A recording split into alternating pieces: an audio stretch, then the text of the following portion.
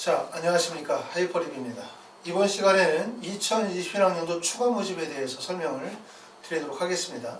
추가 모집에 대해서는 제가 몇 차례 영상을 올려드렸기 때문에 보지 못하신 분들은 그 영상을 좀 더 참고하시면 추가 모집에 대해서 조금 더 자세히 이해하실 수 있어요. 정시 모집과 추가 모집은 여러 가지 면에서 많이 다릅니다. 그렇기 때문에 우리가 추가 모집의 원서를 쓰시게 되어질 때 그냥 희망하는 대학, 희망하는 학과 그냥 막연히 원서를 쓰시면 안 되고 구체적으로 계획을 갖고 원서를 쓰셔야 돼요. 그 이유가 바로 뭐냐면 2021학년도 올해에 추가 모집의 대학과 추가 모집의 학과와 추가 모집의 인원은 전년도보다 굉장히 많이 늘어날 가능성이 높기 때문에 우리가 체계적인 준비가 반드시 필요하다. 이렇게 말씀을 드릴 수가 있고, 아시는 것처럼 추가 모집의 원서를 지원하시려고 하는 분들은 두 가지 유형이 있는 거죠. 첫 번째는 정시 원서 접수에 모두 불합격하신 분들은 당연히 추가 모집에 원서를 쓰실 거고, 두 번째 경우는 뭐냐면 정시 모집에 최초 합격을 했거나 추가 합격을 통해서 합격하신 분들이에요. 그런 분들은 꼭 알아두실 게, 추가 모집의 원서 접수 기간이 언제부터 시작이 되어지냐면 대략적으로 2월 20일서부터 시작이 되어질 것이기 때문에 2월 19일 저녁 4시 이후, 오후 4시 이후에 추가 모집을 하시는 경우들은 지원이 불가능합니다. 다시 말하면 2월 19일 4시죠. 2월 19일 4시 이후에 만약에 등록을 포기하시게 되어지면 그때는 더 이상 추가 모집에 지원하실 수가 없다는 뜻이기 때문에 가급적이면 2월 19일 이전에 또는 2월 18일이나 17일 정도 되어졌었을 때 만약에 내가 추가 모집에 원서를 지원하시려고 하신다면 등록하셨던 대학에 통보를 하셔가지고 등록 의사를 철회하시고 등록금을 환불을 받으시면 되고요. 대신 산업대학이나 전문대 같은 경우는 등록을 포기하지 않아도 추가 모집에 원서를 지원하실 수가 있습니다. 그렇기 때문에 추가 모집의 지원 자격에 대한 부분들을 정확하게 알아두시면 좋을 것 같고, 하이퍼리뷰에서는 추가 모집에 컨설팅을 진행하는 시점은 2월 18일 정도부터 시작해서 컨설팅을 시작을 하게 될 겁니다.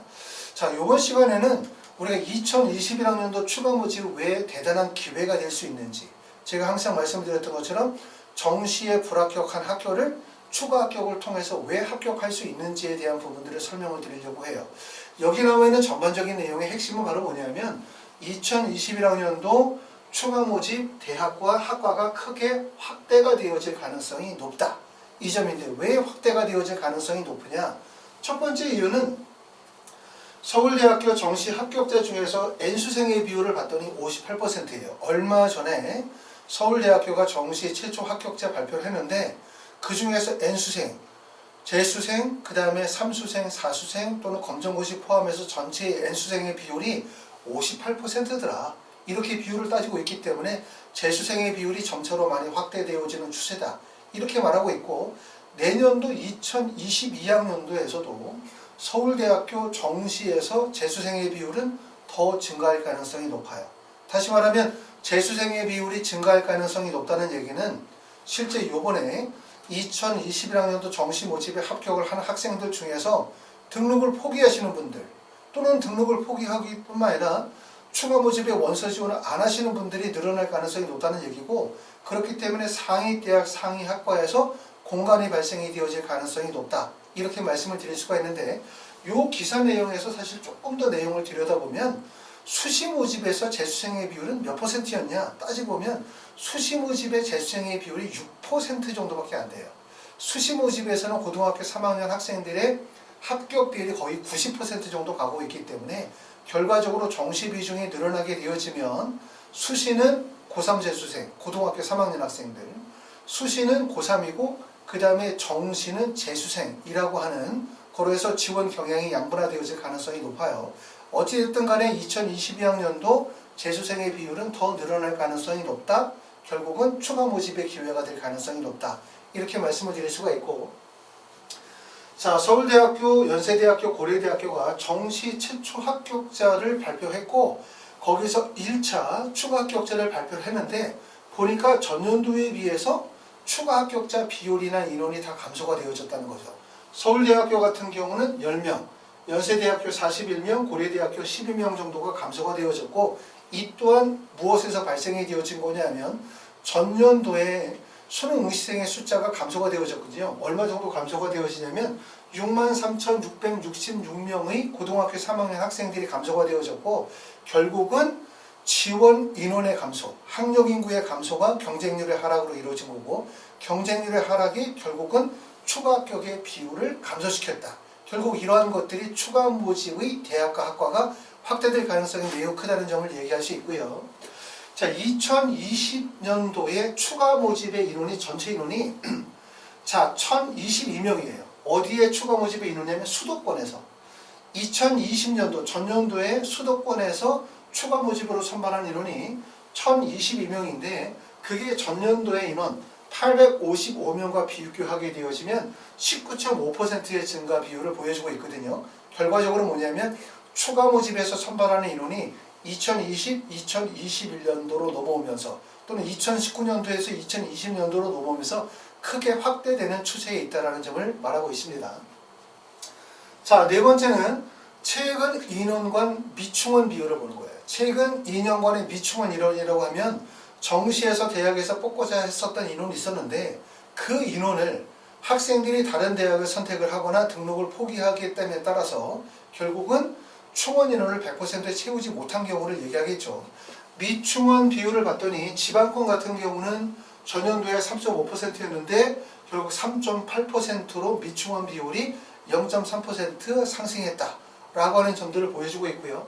수도권은 되려 2.7%에서 2.5%로 감소했지만 지방권 같은 경우는 3.5에서 3.8%로 확대가 되어진 거죠. 그러니까 결국은 추가 모집이 발생이 되어지는 중점적인 학교들은 뭐냐면 상위권 수도권 중심의 학교가 아니라 수도권이나 경기권, 그 다음에 지방에 있는 국립대, 지방에 있는 대학에서는 결국은 추가 모집이 매우 크게 확대가 되어질 가능성이 높다, 이렇게 볼 수 있고, 아까도 말씀드렸던 것처럼 상위권이나 서울이나 수도권 중심의 대학들에서도 말씀드렸었던 것처럼 학생들이 추가 모집에 원서 지원하지 않고 그 다음에 재수를 선택하는 학생들의 비율이 늘어남에 따라서 결국은 상위권 대학과 학과에서도 추가 모집에 공간이 발생이 되어질 가능성이 있다. 그렇기 때문에 기회가 발생이 될 수 있다라고 말씀을 드리고 있습니다. 자, 지방의 전문대학 같은 경우는 전문대학교 2021학년도 합격자 발표가 이루어진 내용을 보니까 전문대학교의 72%가 미달이래요. 지방에 있는 전문대학은 72%가 미달이고, 서울이나 인천 지역 같은 경우는 거의 100%를 충원했다. 이런 점들은 결국은 뭐냐면 학생들이 상위대학으로 쏠리는 현상들을 보여주고 있는 거죠. 상위대학으로 쏠리는 현상들은 학생 수가 감소가 되어지고 있다는 점에도 불구하고 결국 취업이라든가 여러 가지들을 고려하게 되어질 때 상위대학이나 학과로 학생들이 쏠리는 현상들로 인해서 결과적으로 봤었을 때 수도권이나 지방에 있는 대학들의 결국은 미충원 비율이 확대되어지고 있다고 볼 수가 있어요. 조금 전에 말씀드렸었던 것처럼 결국 학생들이 정시에서 2022학년도 입시에 대한 기대를 가지고서 재수를 선택하는 학생들의 비율이 증가하거나 대학들의 미충원 비율이 발생이 되어지는 이러한 이유들로 해서 결국 2022학년도 추가 모집은 많은 기회가 될 가능성이 높다라는 점을 말씀을 드리고, 그렇기 때문에 아마 지금쯤 내가 정시에 불합격하신 분들 있잖아요. 추가 모집에 원서를 쓰시려고 하시는 분들은 전년도보다 훨씬 더 좋은 기회가 발생이 되어질 수 있기 때문에, 물론 정시에서 불합격하신 거는 안타까운 일이긴 하지만, 만약에 내가 정시에서 불합격한 학교가 대학으로 봤었을 때 동국대 이하의 대학이라면, 그리고 적절한 원서 지원이었다고 한다면 추가 모집을 통해서 동일한 대학교에 합격하실 가능성이 높고, 만약에 지방에 있는 대학이라면 지방에 있는 국립대나 지방의 일반 대학들을 원서를 지원하셔서 합격하셨거나 불합격하셨다고 한다면 대부분의 경우들은 추가 모집을 통해서 다시 합격을 노리시거나 재합격하실 가능성이 높아요. 아시겠죠? 그렇기 때문에 이제 정시 불합격하신 분들은 당연히 이제 우리가 20일 정도부터 추가 모집에 원서 지원하시게 되어질 때 그걸 노리실 수가 있는데, 첫 번째 가장 고민스러운 부분들은 바로 뭐냐면 정시 합격하신 분들이죠. 정시 합격하신 분들 중에서 만약에 이거를 등록을 포기했었을 때 추가 모집에서 기회가 열릴 것이냐에 대한 고민을 하셔야 되는 부분이 있으실 것 같아요. 정시에 합격한 대학들 중에서도 자연계 학생들 중에서 건국대, 동국대 이상의 대학을 붙으신 분들 중에서 등록을 포기하시는 분들, 이런 분들은 대부분 우리가 무엇을 노리시게 되냐면 의대나 치대나 한의대나 또는 수의대 같은 데를 노리시겠죠. 이게 이제 전년도보다 대학이나 모집 인원이 확대될 가능성이 있기 때문에 여기를 목표로 삼으시는 분들이 계실 것 같고, 두 번째는 아까 말씀드렸던 것처럼 동국대 이하의 대학에 서울권이나 경기권의 대학을 합격하신 분들이 좀 더 대학을 높이고자 등록을 포기하시는 경우들이 발생이 되어질 수 있다. 이 부분인데, 이 부분에 대해서는 우리가 신중하게 고민을 많이 하실 필요가 있고, 조금 더 적극적인 생각을 가지고 계신 분들이라면 아까 말씀드렸던 것처럼 원서 지원이 적절한 원서 지원이었다고 한다면 다시 합격할 가능성이 있는데, 만약에 내가 예를 들어서 그것을 점수를 높게 실제 본인 점수대보다 15점, 20점 상향을 해가지고 만약에 추가 합격에 붙으신 거다, 요번에 정시 지원에서 라고 한다면 그런 학생들이 추가 모집에 원서를 썼었을 때 동일한 대학이나 학과에 붙을 수 있느냐 라고 물어본다면 사실 그건 좀 미지수예요. 그렇기 때문에 그런 경우는 원서 지원을 좀 더 신중하게 생각하셔야 되고, 말씀드렸던 것처럼 적절한 원서 지원, 합리적인 원서 지원을 통해서 불합격하신 경우라고 한다면 추가 모집을 통해서 재합격할 가능성이 어느 정도 있다, 이렇게 말씀을 드릴 수가 있습니다.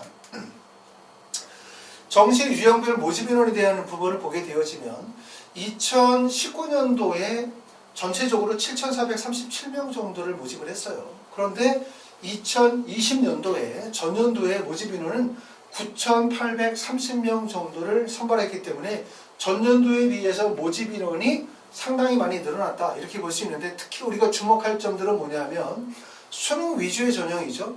학생부 교과, 학생부 종합 또는 실기 전형, 기타 전형이 있는데 대부분의 학생들은 수능 위주의 전형이 해당이 되어질 텐데, 수능 위주의 전형은 전년도에 2,980명에서 4,728명, 그래서 전체로 봤었을 때 1,747명이 증가했다.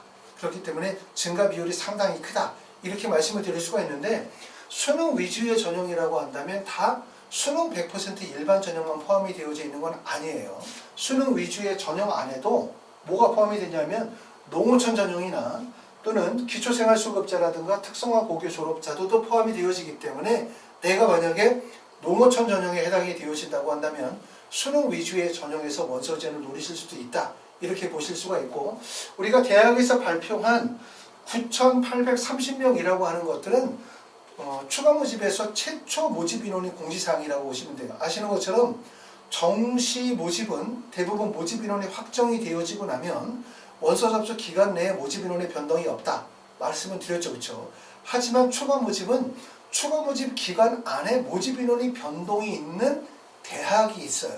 그렇죠? 어떤 대학들은 모집 인원이 처음에 공지가 되어지면 모집 인원 변동 없이 쭉 가는 학교들도 있지만, 또 일부 학교들 같은 경우는 추가 모집 기간 안에 1차, 2차, 3차 또는 4차, 5차로 나눠서 모집 인원이 변동이 발생이 되어질 수 있고, 거기에 따른 결과가 뭐냐면 최초 모집 인원은 9,830명이었는데 추가 모집의 최종 모집 인원이 얼마가 되어지냐면 1,440명으로 모집 인원이 크게 확대가 되어졌기 때문에 전년도에 7,437명에 비해서 약 40.9%가 확대가 되어졌다라고 볼 수 있어요. 그렇기 때문에 2019년도에서 2020년도로 오면서 추가 모집의 양상이 바뀌었어요. 모집 인원이 많이 늘었기 때문에. 그리고 2020에서 2021년도로 오면서 모집 인원이 크게 확대가 되어질 가능성이 매우 크다, 이렇게 말씀을 드릴 수가 있습니다. 추가 모집에 대해서 지나친 기대를 갖는 것은 금물이에요. 다시 말하면 뭐냐면 정시에 합격한 학교가 있는데 그 일부러 등록을 취소하고 난 다음에 내가 추가 모집을 통해서 다시 내가 도전을 해서 좀 더 높은 대학을 가겠다라고 할 때는 여러 가지 고려하실 점들이, 신중할 점이 많아요. 하지만 제가 말씀을 드리는 건 뭐냐면 정시 원서 지원을 했는데 안타깝게 불합격하신 분들, 어쩔 수 없이 추가 모집에 원서를 쓰셔야 되는 분들, 이런 분들한테 말씀을 드리는 것은 우리에게 희망이 있다. 그리고 실제 어찌 보면 정시에서 불합격한 학교보다 더 좋은 대학을 갈 수 있는 기회도 있다. 이런 점들을 말씀을 드릴 수 있고요. 대신 우리가 추가 모집이 정시 원서 모집보다 더 복잡하고 그 가지고 있는 원서 지원의 특성과 패턴이 있기 때문에 신중하게 우리가 생각하시고 지금부터 철저하게 잘 준비를 하셔야 된다, 이런 얘기를 말씀을 드리고 싶습니다.